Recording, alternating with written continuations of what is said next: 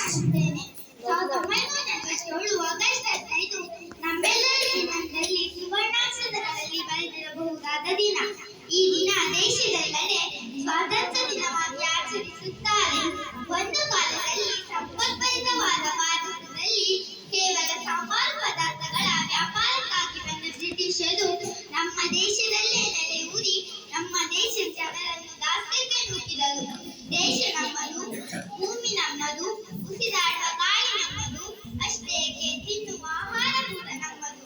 ಆದರೆ ನಮ್ಮ ಮೇಲೆ ದಬ್ಬಾಳಿಕೆ ಮಾತ್ರ ಆ ಬ್ರಿಟಿಷರದು. ಅಷ್ಟೈಶ್ವರ್ಯಭರಿತವಾದ ನಮ್ಮ ತಾಯಿ ಭಾರತಾಂಬೆ ತನ್ನ ಬೃಹತ್ ಸಾಮ್ರಾಜ್ಯದಲ್ಲಿ ತಾನೇ ಬಂದಿಯಾಗಿದ್ದಳು. ಆದರೂ ಧೈರ್ಯವಂತ, ಸಾಹಸವಂತ, ಬುದ್ಧಿವಂತ ಮಕ್ಕಳ ಜನ್ಮದಾತೆಯಾಗಿದ್ದಳು. ವಿನಾಶಕಾಲೇ ವಿಪರೀತ ಬುದ್ಧಿ ಎಂಬಂತೆ ದಿನೇ ದಿನೇ ಹೆಚ್ಚಾಗುತ್ತಿದ್ದ ಬ್ರಿಟಿಷರ ದಬ್ಬಾಳಿಕೆಯನ್ನು ಹತ್ತಿಕ್ಕಲು ಹಲವಾರು ವೀರ ಪುರುಷರು ಮುಂದಾದರು. ಸ್ವಾತಂತ್ರ್ಯ ಭಾರತದ ಕಿತ್ತು, ಸ್ವಾಭಿಮಾನ, ಧೈರ್ಯ, ಹೋರಾಟ ಇವೆಲ್ಲ ಯೋಜನೆಗಳನ್ನು ಒಳಗೊಂಡು ಬ್ರಿಟಿಷರ ವಿರುದ್ಧ ಹೋರಾಟ ಮಾಡಿದರು. ಈ ಸಮಯದಲ್ಲಿ ಅವರನ್ನು ಸ್ಮರಿಸಿಕೊಳ್ಳುವುದು ನಮ್ಮ ಆದ್ಯ ಕರ್ತವ್ಯ.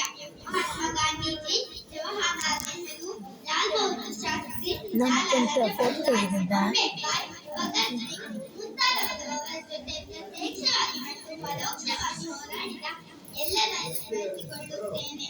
ಅವರ ಹೋರಾಟ, ತ್ಯಾಗ, ಬಲಿದಾನದಿಂದ ನಮ್ಮ ದೇಶ ಸ್ವಾತಂತ್ರ್ಯವಾಯಿತು. ಈ ಸ್ವಾತಂತ್ರ್ಯವನ್ನು ಸದುಪಯೋಗಪಡಿಸಿಕೊಂಡು ಯಾವುದೇ ಜಾತಿ, ಧರ್ಮ ಭೇದವಿಲ್ಲದೆ ಎಲ್ಲರೂ ಒಗ್ಗಟ್ಟಿನಿಂದ ಬಾಳಬೇಕು. ಹಾಗಾದಾಗ ನಮ್ಮ ದೇಶದ ಅಭಿವೃದ್ಧಿ ಸಾಧ್ಯ. ದೇಶ ನನಗೇನು ಮಾಡಿದೆ ಎನ್ನುವುದಕ್ಕಿಂತ ದೇಶಕ್ಕೆ ನಾನೇನು ಮಾಡಿದೆ ಎಂಬ ಕಟು ಸತ್ಯವನ್ನು ಅರಿಯೋಣ. ಎಲ್ಲಾ ಕ್ಷೇತ್ರದಲ್ಲಿ ಮುಂಚೂಣಿಯಲ್ಲಿರುವ ನಮ್ಮ ದೇಶ ಇನ್ನೂ ಎತ್ತರಕ್ಕೆ ಏರಿಸುವ ಜವಾಬ್ದಾರಿ ನಮ್ಮೆಲ್ಲರ ಮೇಲಿದೆ. ಈ ಜವಾಬ್ದಾರಿಯನ್ನು ಪಾಲಿಸೋಣ. ಅವಕಾಶಕ್ಕಾಗಿ ವಂದಿಸುತ್ತಾ ನನ್ನ ಪುಟ್ಟ ಭಾಷಣಕ್ಕೆ